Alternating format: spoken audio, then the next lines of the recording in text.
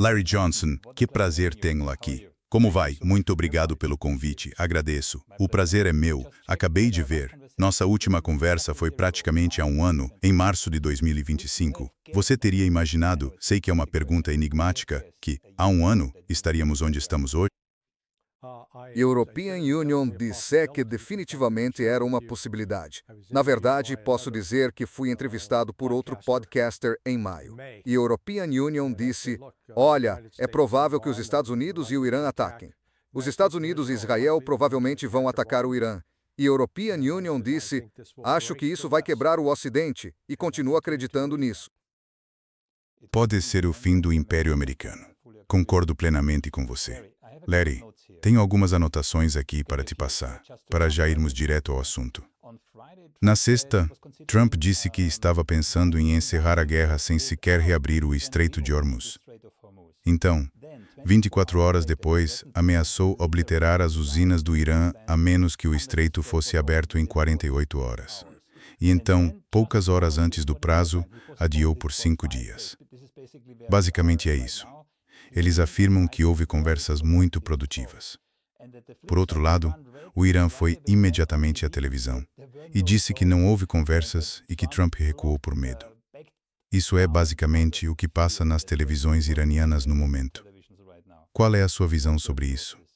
Não, Trump não recuou por medo. Ele só está jogando os mesmos jogos de sempre, tentando embalar os iranianos numa sensação de complacência. Os Estados Unidos lançarão um ataque terrestre neste fim de semana. Se o tempo for ruim, isso pode ser adiado para segunda ou terça. Se o tempo melhorar, estimo que ocorrerá na sexta ou no sábado. Atacarão a Ilha Karg ou a Ilha Keshem. E, você sabe, fica a pergunta, com que objetivo? Mas, na verdade, vai ser só uma demonstração de força. Mas os imensos recursos de operações especiais que foram enviados para a região agora estão posicionados em Israel e na Jordânia. European Union anteciparia que seriam implantados adiante, antes da operação, na base aérea Al-Udeid, no Catar, ou possivelmente na base aérea Prince Sultan, na Arábia Saudita. Embora a European Union ache que Al-Udeid seria uma localização mais provável. E então lançarão o ataque, supostamente para abrir o Estreito de Hormuz. Agora, isso vai fracassar. Talvez até tomem o controle da Ilha Keshem. Mas e depois? O Irã ainda tem drones, submarinos, veículos subaquáticos manobráveis e mísseis nas falésias que margeiam o estreito. Portanto, os Estados Unidos não estão enviando força militar suficiente para realmente abrir o estreito e mantê-lo aberto. O que eles estão criando é um alvo gordo que o Irã vai atacar e causar baixas significativas nas forças de elite dos Estados Unidos. Ei, Nezimi, Hussein. A Ilha Kirk é provavelmente o local de produção de gás mais importante para os iranianos. Ela já foi atacada pelos israelenses. Aparentemente, Trump não ficou muito satisfeito com isso. Mas, em retaliação, os iranianos atacaram uma das maiores, se não a maior, instalações no Catar. E li relatos de que estão perdendo cerca de 70% da produção anual ali. Então já estamos vendo isso. E European Union, tenho alguns números aqui. Quer dizer, European Union, estou na Europa. Você está nos Estados Unidos. Se não me engano, segundo as minhas informações, vocês estão pagando agora quase, digamos, $4 por galão de gasolina, se isso estiver correto. Sim, agora pagamos quase isso. Não, metade disso é o que pagamos por 1 litro. Certo, sim. Então isso fica mais por volta de $8 por galão. Comparado com os Estados Unidos, quero dizer, a Europa já está sendo afetada de forma massiva. E vocês aí, quantos dias são agora? 25? Sim, 26 agora. Mas, veja, isso é a lei das consequências não intencionais. Sim, Molokai. Outra consequência não intencional. Deixa a European Union ver se consigo achar aqui foi o que aconteceu com o Irã. O Irã costumava depender de um mecanismo de pagamento que passava por Dubai. Então o Ocidente tinha algum controle sobre isso. Agora, vamos ver. Quero encontrar isso porque Espera. Peço desculpas pela demora. Sem problema, sem pressa. Onde você está, Mark? A lei das consequências não intencionais. Certo. Deixa a European Union ler isso. Antes da guerra, o Irã produzia pouco menos de 1,1 milhão de barris de petróleo por dia e vendia a $65 o barril, com um desconto de $18, ou seja, vendiam por $47 o barril. Hoje o Irã produz 1,5 milhão de barris por dia, ou seja, 400 mil a mais por dia, e vendem a $110, com apenas um desconto de $2 a $4, ou seja, mais do que dobraram. E isso não inclui as vendas petroquímicas, que também aumentaram. Agora, são vendidas para um leque maior de clientes do que antes da guerra. E o Irã também está recebendo pagamentos por meio de um novo mecanismo que contorna os Emirados Árabes Unidos, passando pela China. Portanto, na verdade, o Irã está lucrando com esta guerra agora, sem contar as taxas que cobra de navios que querem passar pelo Estreito de Hormuz. O horas você tuzikir, o horas você sicom, deixou-se e tuzes, o horas você xis, ne. E Donald Trump permitiu isso. Ele permitiu que o Irã e a Rússia contornassem as sanções que ele próprio impôs. Nem. Bem, não contornar. Ele suspendeu as sanções. Certo. Sim. Quero dizer, há uma diferença. Contornar é uma coisa. Quando você as suspende, elas deixam de valer. E isso, novamente, é uma medida tomada em pânico. Sabe, se você tem as coisas sob controle e, digamos, está com eles encurralados, por que iria tirar o pé da garganta? Certo. Mas em vez disso, sim, vamos suspender essas sanções. Então é por isso que mesmo que haja um ataque à ilha Karg, os Estados Unidos, ao fazer isso, tentariam tomar o controle do petróleo do Irã. E digamos que consigam colocar tropas na ilha e comecem a carregar navios. E eles farão isso. O Irã vai afundar seus próprios navios. Sabe, eles não vão deixar os Estados Unidos roubarem o seu petróleo. Portanto, os Estados Unidos têm de descobrir o que querem alcançar. Se é para manter o preço do petróleo baixo o suficiente para não provocar uma recessão, já é tarde demais. Isso já aconteceu. Mas, sabe, eles querem evitar que os preços do petróleo continuem subindo nos Estados Unidos. Então precisam continuar permitindo a saída do petróleo iraniano, assim como do russo. Bem, isso ainda não compensa a perda de 20% que vem do Iraque, do Kuwait, da Arábia Saudita, do Catar, dos Emirados Árabes Unidos e do Bahrein. Como você vê, a reação dos estados do Golfo em relação aos ataques iranianos aos chamados ativos americanos em seus respectivos países, seja no Catar, na Jordânia ou onde quer que seja. Bem, não são esses tais ativos, são ativos dos Estados Unidos. É isso que eles vêm atacando. E, francamente, esses países não passam de prostitutas. São as prostitutas dos Estados Unidos. Eles aceitam o dinheiro dos Estados Unidos. Os Estados Unidos dão dinheiro exatamente como um cafetão que explora várias mulheres na rua. Os Estados Unidos são o cafetão e essas mulheres têm de pagar. Elas pagam aos Estados Unidos por proteção, entre aspas. Os Estados Unidos dizem, nós vamos proteger vocês. E como isso deu certo, não foi lá grande coisa. Na verdade, o Irã demonstrou que pode destruir as bases dos Estados Unidos, e a Arábia Saudita tentou se fazer de inocente nisso. Nós estávamos cuidando da nossa vida e o Irã nos atacou. Que absurdo! Eles facilitaram os ataques contra o Irã. O Irã revidou e os sauditas estão sofrendo. Não só os sauditas. Pois é. Os Emirados Árabes Unidos, em particular, são um desastre, porque 83% da economia deles está paralisada. 25% vem das exportações de petróleo. Como não estão exportando petróleo, é preciso tirar 25% da renda deles. Outra fonte importante era o turismo. Pode riscar isso. Hoje em dia, não há turistas indo aos Emirados Árabes Unidos. Eles tinham um grande setor financeiro. E aquelas empresas que, financiavam o Irã, já saíram. Elas não operam mais lá. O comércio era grande com Jebel Ali, que é um dos, ou o primeiro, ou o segundo porto de livre comércio do mundo. Um enorme volume de mercadorias passava por lá. Está fechado, então acabou. Então você tem que dar um passo atrás e dizer: 83% da renda deles acabou agora. Não está funcionando agora nem para o futuro previsível. Então você tem que perguntar: quanto tempo eles vão conseguir manter isso? E além disso, a comida, eles dependiam não só os Emirados Árabes Unidos, mas também o Catar, o Bahrein, o Kuwait e a Arábia Saudita. Eles dependem de importações de alimentos.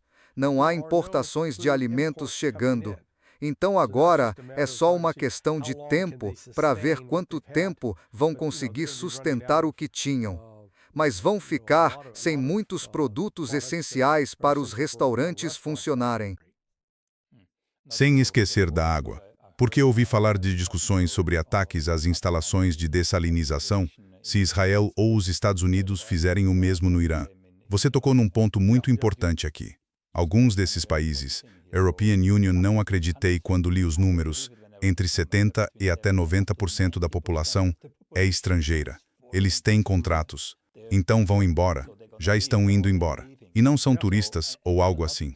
São as pessoas que mantêm a economia funcionando, os banqueiros, a infraestrutura, tudo. Se eles se forem, você não consegue simplesmente substituí-los da noite para o dia se tudo acabar. Portanto, há definitivamente consequências não intencionais que vão afetar, não sei, 1 ou 2 décadas. Claro. Sim, não. European Union costumo dizer que Dubai é uma mistura, uma coisa entre a Disneyland e Las Vegas. É mesmo uma cidade artificial.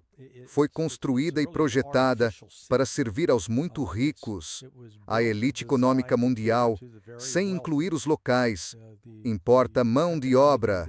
Não vou chamar de trabalho escravo, porque me disseram que, em muitos casos, indonésios, filipinos, malaios e outros que vêm trabalhar em empregos no setor de serviços, mesmo vivendo na miséria e em condições horríveis, ainda assim, ganham mais lá do que em seus países de origem. Mas agora essas pessoas estão em apuros, porque aqueles a quem atendem já não estão mais lá.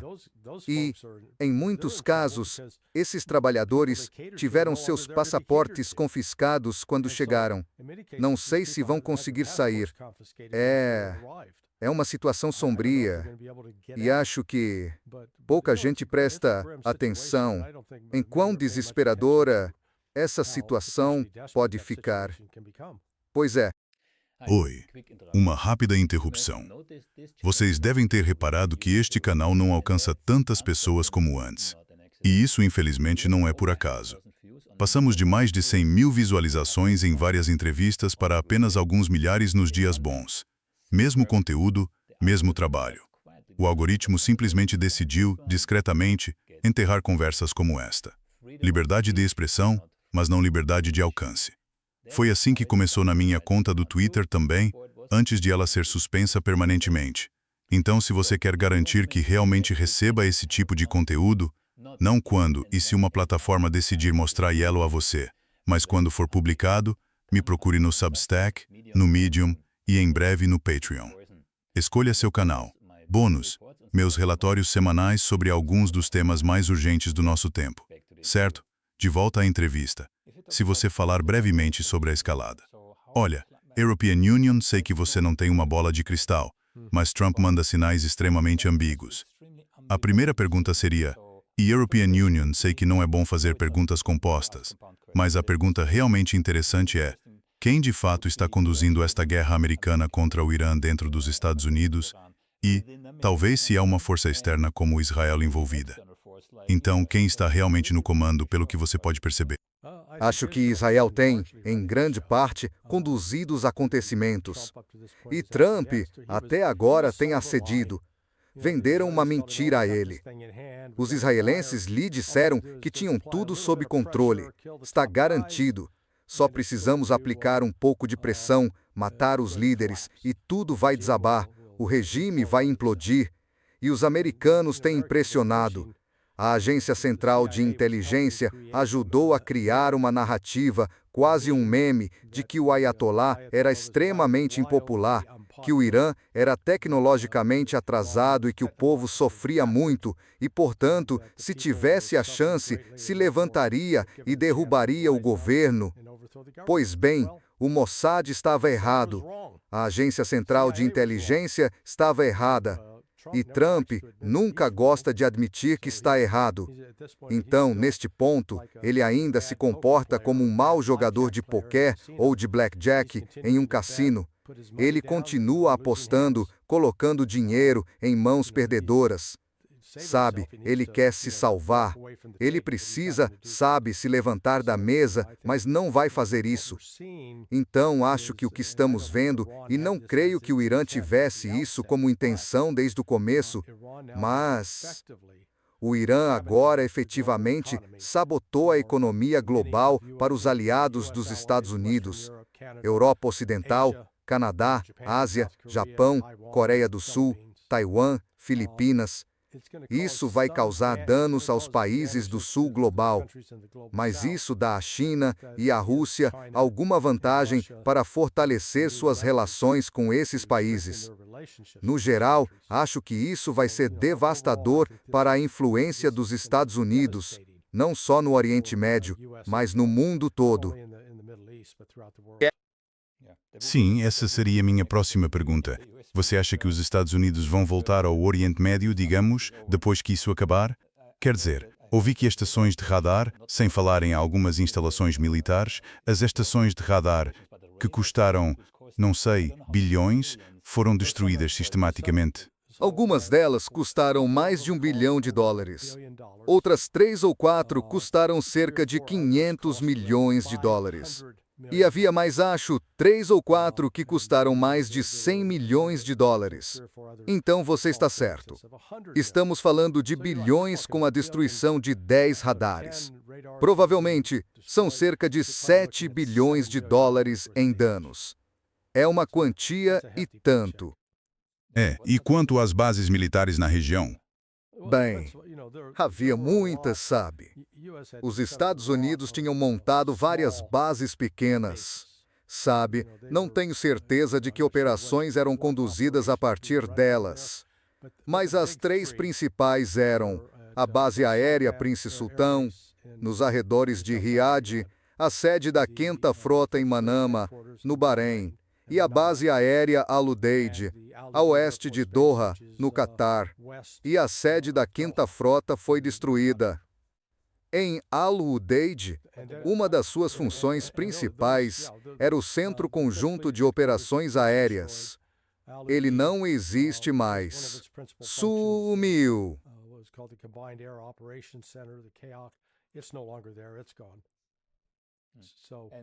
E até agora, qual é o número de mortos do lado dos Estados Unidos? Não sabemos. Não sabemos. Dizem que foram 14. Acho que é mais do que isso. Acho que estão mentindo. Mas, sabe, estão escondendo o que aconteceu porque sabem que isso vai aumentar a pressão política sobre o Trump para que ele recue e pare com isso. E no meio disso tudo, de repente ouvimos que os iranianos lançaram alguns foguetes em direção à base aérea Diego Garcia, a 4.000 milhas de distância. Certo, certo. Isso é mesmo verdade? Pela European Union. Quer dizer, é mesmo verdade que foram os iranianos? Assim, sim. Sim, não acho que o Irã está mandando uma mensagem. Mas isso não seria uma mensagem estrategicamente errada, porque agora Israel já está a gritar, viu, dissemos que eles podem bombardear a Europa e por aí vai, não é? Bem, sim, mas o Irã não estava atacando ninguém antes. O único país na região que ataca outro sem provocação é Israel, sabe? Israel é o Estado terrorista por excelência e, francamente, precisa acabar. Isso é uma discussão mais ampla. Há pessoas com quem falei que são, digamos, muito pessimistas quanto a isso. Alguns até dizem que Israel pode sair mais forte desta crise. Não sei. Como é que isso funciona? Explique isso para mim. Bem, eles estão se expandindo para todos os lados. Neste exato momento, estão se expandindo para todos os lados. Eles estão em busca do chamado Grande Israel. É isso que eles estão fazendo. Eles estão perdendo população. Esse é o primeiro. Então, sim, você tenta ocupar mais território, com menos capacidade. Eles já demonstraram a ineficácia das suas forças armadas, incapazes, depois de 2 anos e meio, de derrotar o Hamas. Quer dizer, meu Deus, pensa nisso. Israel tinha 300 mil soldados. Tinha o Hamas cercado numa área de 5 milhas de largura por 25 milhas de comprimento. E ainda não conseguiram derrotá-los. Então, sim, Israel pode expandir de uma vez. Só vai se enfraquecer ainda mais. E as tentativas de ocupar o Líbano, ao sul do rio Litani, European Union, estão esbarrando no Hezbollah.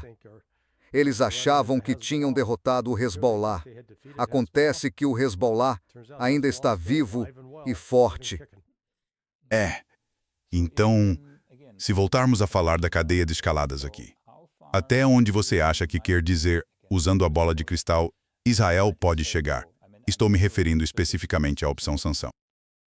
Há um risco real de uso de armas nucleares pelo Irã, mas, quero dizer, também do uso por parte de Israel contra o Irã. Mas o Irã tem o que se chama de sistema de retaliação automática.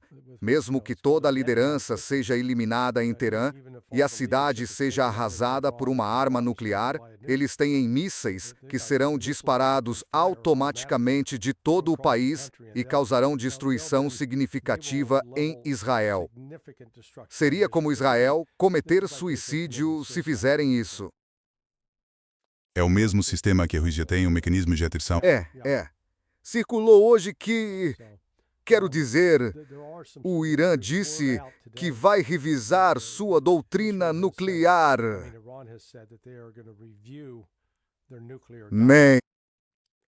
Acho que seria uma consequência lógica. Quer dizer, a European Union faria isso no lugar deles. Não apoio o regime iraniano, mas olha, é só observar ao redor. O que acontece com a Coreia do Norte? Nada. Por quê? Porque eles têm armas nucleares, então. Estou curioso, sabe? E as pessoas dizem, como você acabou de dizer, não apoio o regime no Irã. Por quê? O que o Irã fez à Alemanha?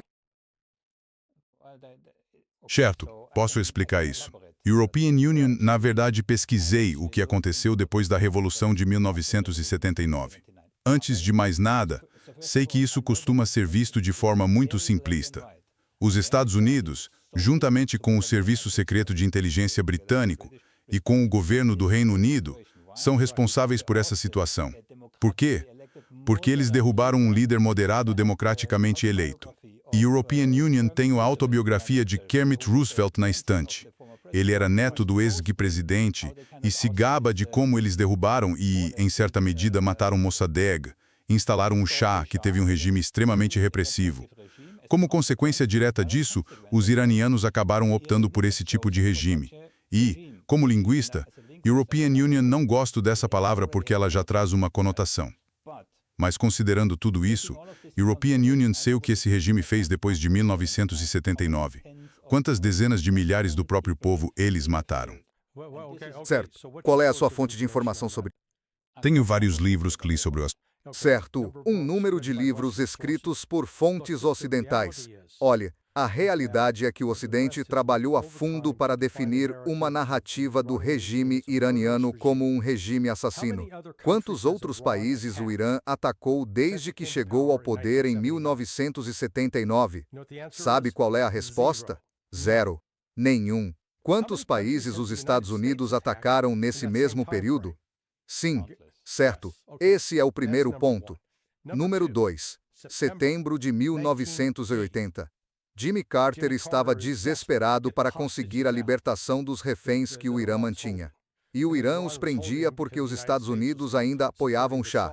E eles não queriam que o Shah voltasse. Eles sabiam do que a Agência Central de Inteligência era capaz. Então os Estados Unidos encorajam Saddam Hussein, vá em frente, ataque o Irã e enfraqueça-os. Esperavam que, ao apoiar o ataque do Iraque, isso desse aos Estados Unidos alguma vantagem para libertar os reféns. E quando Ronald Reagan assume, ele aumenta a aposta. Ele começa a fornecer ao Iraque precursores químicos para realizar ataques com armas de destruição em massa contra o Irã. E houve 20 desses entre agosto de 1983 e agosto de 1988. Foram 20 ataques desse tipo.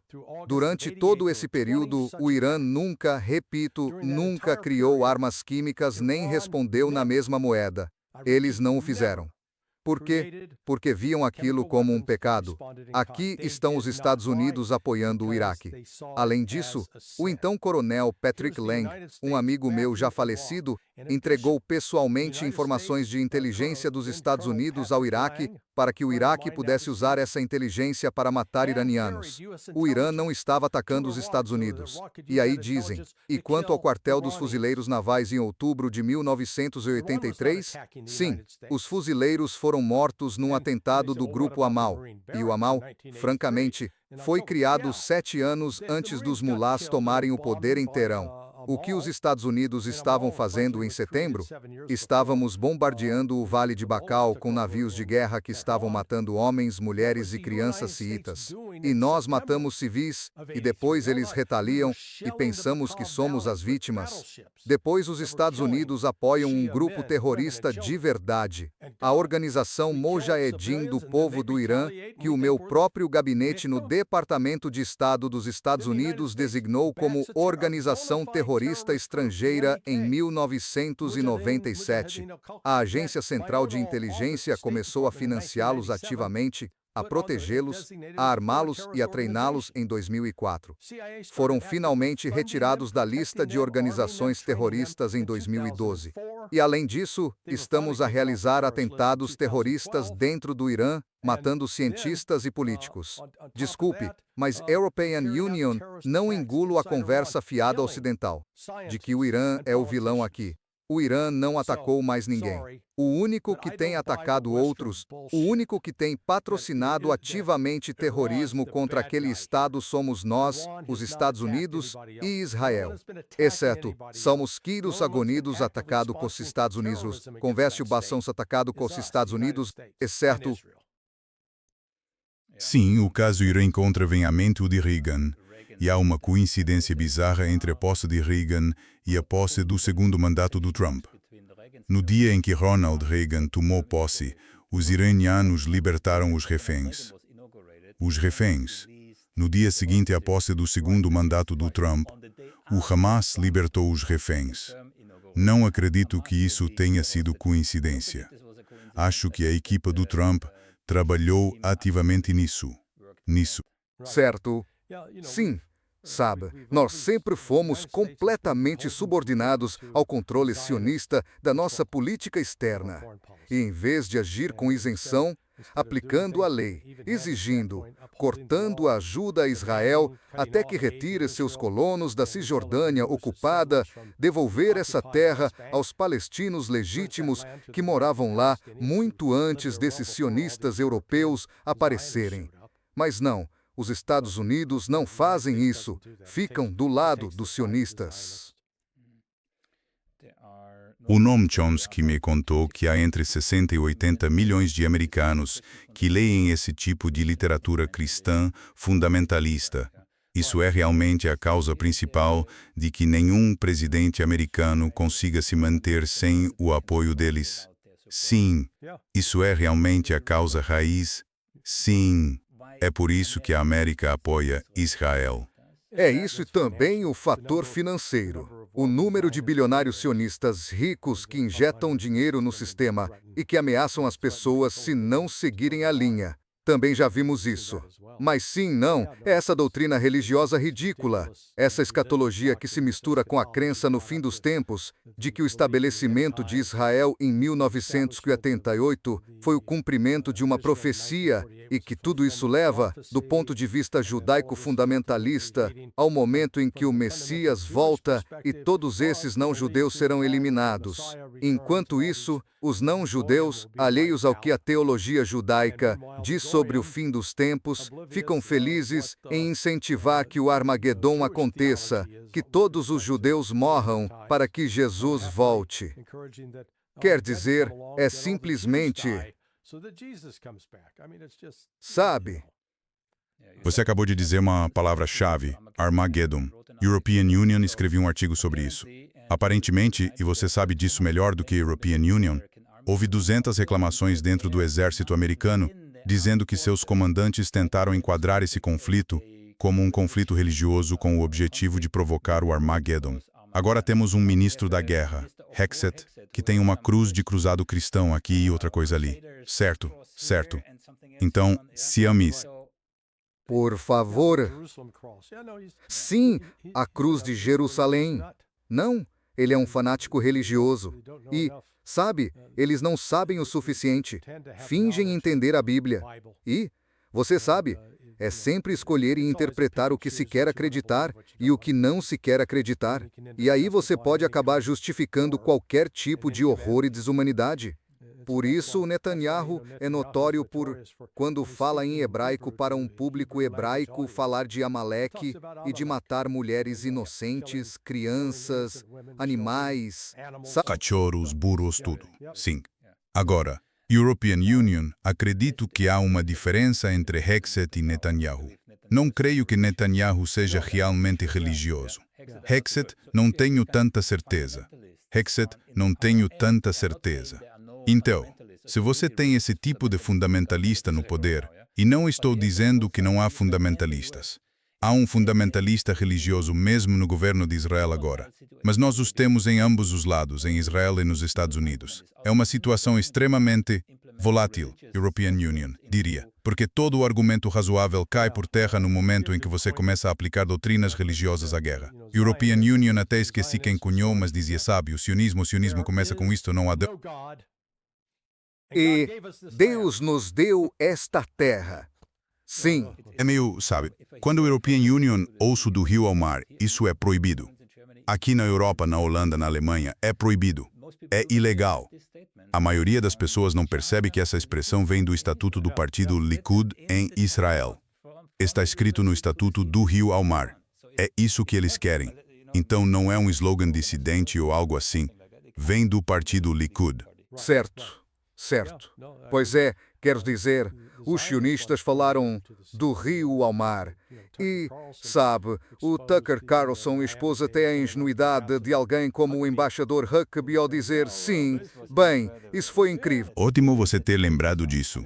Quero dizer, esse não era um embaixador americano representando os Estados Unidos. Era uma pessoa, não importa como chamem, representando os interesses de Israel. Não há outra forma de ver isso. Correto.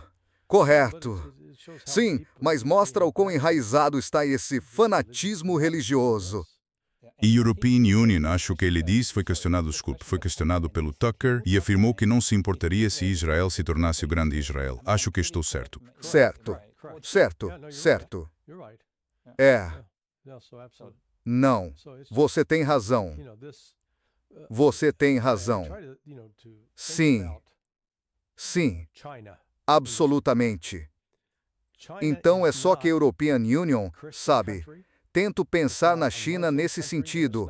A China não é um país cristão, não é um país muçulmano, nem um país judeu. As crianças que crescem na China não são expostas a essas bobagens escatológicas. Não são condicionadas desde cedo a acreditar que há um Messias que vai voltar, ou que um Messias vai salvar Iuas, ou que o profeta Maomé voltará junto com o profeta Jesus. Ou seja, seja no islamismo, no cristianismo ou no judaísmo, todos acabam criando uma espécie de lente pela qual você vê o mundo, e é uma lente distorcida.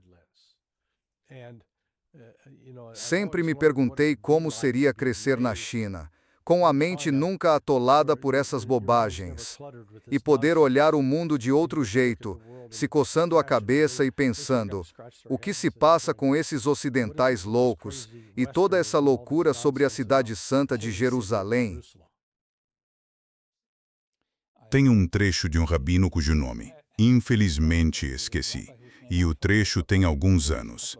E ele disse que, se dependesse dele, na próxima vez que o Irã disparasse alguns foguetes, deveriam explodir a Mesquita Al-Aqsa e culpar não apenas o Irã. Sim, European Union... Mas aí, sim.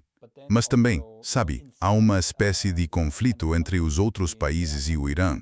Ou seja, que nós estamos com eles e ele usou termos muito depreciativos, claro, né? Isso é uma ameaça? Você acha? É uma ameaça? Eles vão aproveitar essa oportunidade agora. É uma ameaça realista? Acho que sim. Acho que com certeza. O que aconteceria? Você acha? Quero dizer, não vemos os Estados Árabes que cercam Israel muito dispostos a agir. Isso realmente desencadearia alguma coisa? Ah, sim. Não, escuta.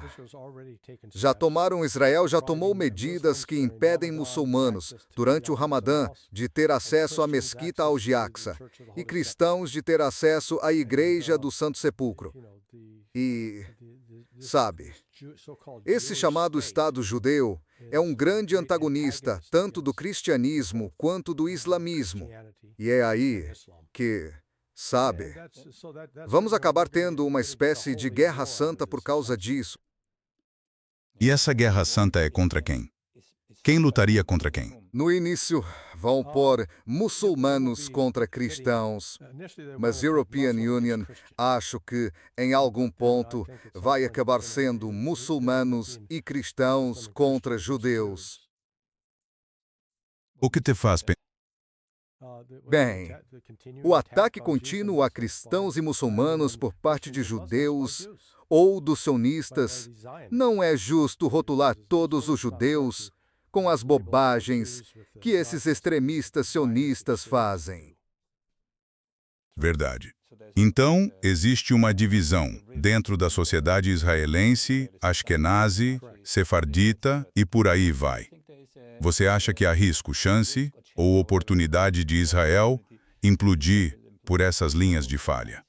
Sim, European Union, acho, sabe, Israel é assustador e há tensões crescentes por dentro.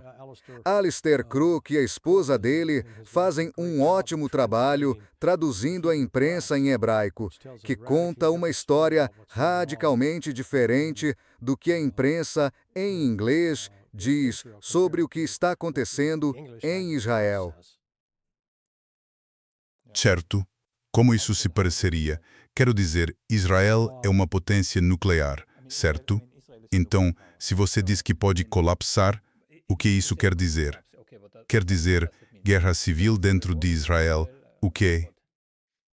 Sim, European Union, acho que há os Ashkenazi contra os Mizrahi. Os judeus tipo Kolonosh, alinhados com o Ben-Gvir e os Smotrich, contra aqueles que têm uma visão mais europeia. Então, É uma situação extremamente volátil, mesmo dentro de Israel. E você está absolutamente certo. Quero dizer, de novo, European Union não estive em Israel. Estive na região, mas não em Israel. Mas o que European Union vejo em vídeos, o tratamento aos cristãos em Israel é basicamente comparável ao tratamento aos palestinos. Ah, sim. Não há diferença. O que é fascinante é quando você compara. Então, o mecanismo sionista passa muito tempo propagandeando o Ocidente com imagens e narrativas antimuçulmanas. Mas quando você senta e pergunta qual é a atitude dos muçulmanos em relação a Jesus, eles reconhecem Jesus como um profeta. E qual é a atitude dos muçulmanos em relação a Maria? Ela é vista como uma mulher sagrada. Ela é considerada provavelmente a mais santa das mulheres dentro da teologia muçulmana. O que o judaísmo diz? Jesus não é nada, e Maria é uma prostituta. Então, sim, e ainda assim, esses cristãos sionistas se alinham com esses, sionistas loucos. É absurdo. A realidade é que os cristãos têm muito mais em comum com o islamismo do que com o judaísmo. E parte disso você pode ver se for a Teherã. Se não for a religião mais antiga, há uma comunidade judaica viva. Quer dizer, remonta a mais de 2.500 anos em Teherã, lá no tempo dos persas. Ou quando você vai lá, na verdade, European Union estava entrevistando Yaakov Repkin. O Yaakov nasceu judeu, mas não era religioso. Ele se tornou judeu religioso mais tarde, na vida. Ele é professor de história. Ele mora no Canadá, mas ele me descreveu a viagem dele a Teherã. E ele se encontrou com essa comunidade judaica. E um dos requisitos do governo islâmico é que todo estudante deve receber educação religiosa, mas não no islamismo. Os judeus de Teherã têm permissão. Os filhos recebem ensino semanal como parte da educação pública sobre os fundamentos do judaísmo. Isso acaba com o mito de que esses muçulmanos odeiam todos os cristãos e os consideram infiéis, que precisam ser destruídos. Essa característica vale para os wahhabitas na Arábia Saudita, para os deobandes no Paquistão, mas não se aplica aos muçulmanos citas presentes no Irã.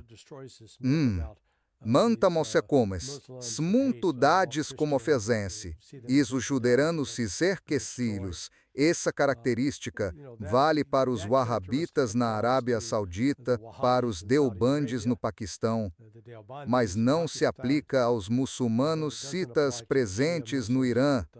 Mantamos como se o mais se sampem.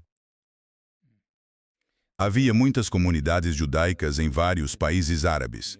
Uma delas, claro, em Bagdá, no Iraque. Entrevistei o professor Abi Schleim, que na verdade é de lá, e ele me disse com um sorriso no rosto: agora encontrei a prova, querendo dizer que Israel bombardeou alvos judaicos nesses países por volta de 1948, para assustar essas comunidades a deixarem suas casas, suas terras ancestrais nesses países árabes e virem para Israel, onde, como consequência, foram praticamente tratados como cães, humilhados e tal, o que remete às fraturas que já discutimos. Certo. Larry, você tem um prazo específico e nos restam 7 minutos. Quero voltar a uma coisa. Claro, você disse que acha que os Estados Unidos vão atacar e invadir o Irã com tropas terrestres. Sim. Vamos fazer um exercício rápido. Então digamos que Trump, como indicou, possa considerar encerrar esta guerra. Vamos supor que ele o faça, mas Israel não concorde. Vamos a um experimento mental. Então, os Estados Unidos param. Israel continua. Antes de mais nada, esse é um cenário razoável? E em que situação isso deixaria os Estados Unidos? Bem, sim, é um cenário plausível. Se os Estados Unidos agissem como um país normal, cortariam completamente o apoio militar e econômico a Israel, sem o qual Israel não sobreviveria. Portanto, os Estados Unidos têm, de fato, o poder sobre Israel para pôr fim a isso, mas escolhem não fazê-lo. Mas a realidade é que o ataque, essa nova inserção de forças terrestres, vai acontecer. Na sexta ou no sábado, se o tempo estiver ruim, pode ser adiado para segunda ou terça, mas vai acontecer dentro de uma semana e será uma tentativa de tomar a ilha de Cargo ou a ilha de Keishan, no Estreito de Hormuz. O objetivo é, digamos, conseguir, não tenho certeza de qual é o objetivo específico. European Union só sabe.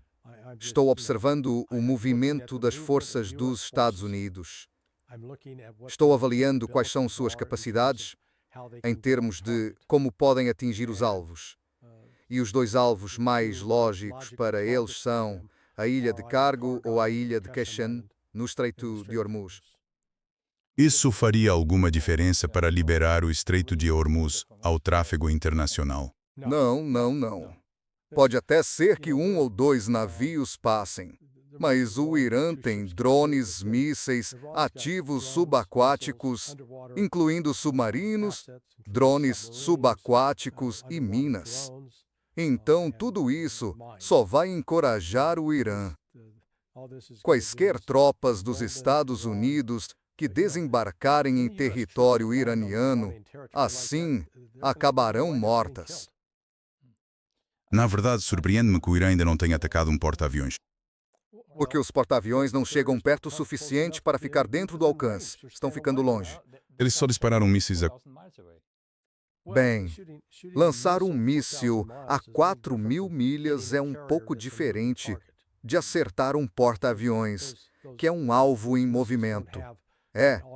Esses mísseis não têm um dispositivo automático que diga: "Ah, há um navio, vou acertar o navio." Então, quando se dispara a essa distância, é um cálculo complexo descobrir como um míssil, viajando a X milhares de milhas por hora, seguindo uma certa trajetória, vai atingir um navio que se move leste a oeste, a leste a 22. Isso é um problema difícil de resolver. Ouvi gente dizer que o Irã nem teria, digamos, capacidades satelitais para realmente atingir essas ilhas. Então essas capacidades devem ter vindo da Rússia ou da China. Pois é. Duas perguntas. Ou seja, o mesmo poderia ser feito a Rússia ou a China poderiam fornecer esse tipo de informação para atingir porta-aviões. Mas isso também significaria que a Rússia ou a China estariam indiretamente já na guerra. Como você vê isso? Ah, sim, com certeza. Mas, novamente, essa informação não vai ajudar a atingir um porta-aviões. O porta-aviões é um alvo em movimento. Portanto, tentar descobrir como acertar um alvo em movimento a essa distância é extremamente difícil, a menos que alguém crie um aparelho parecido com um drone de visão em primeira pessoa, que você possa ver e pilotar até o navio. Mas isso não seria um míssil balístico hipersônico. Mas China e Rússia assinaram, no final de janeiro, um acordo de segurança trilateral com o Irã. Portanto, elas estão definitivamente apoiando o Irã. Larry, para terminar, poucas palavras para onde você acha que isso vai. E novamente, European Union sei que não tem uma bola de cristal. Acho que, no fim das contas, os Estados Unidos vão ter de fazer um acordo que seja aceitável para o Irã. Acho que o caos econômico que vai resultar do bloqueio do estreito, do corte das exportações de petróleo, do gás natural liquefeito e, sobretudo, das exportações de fertilizantes do Golfo Pérsico. Já estamos, apesar de os economistas não terem declarado, a European Union diria que já estamos em recessão. A questão agora é quão profunda vai ser essa recessão. Isso vai se transformar em depressão.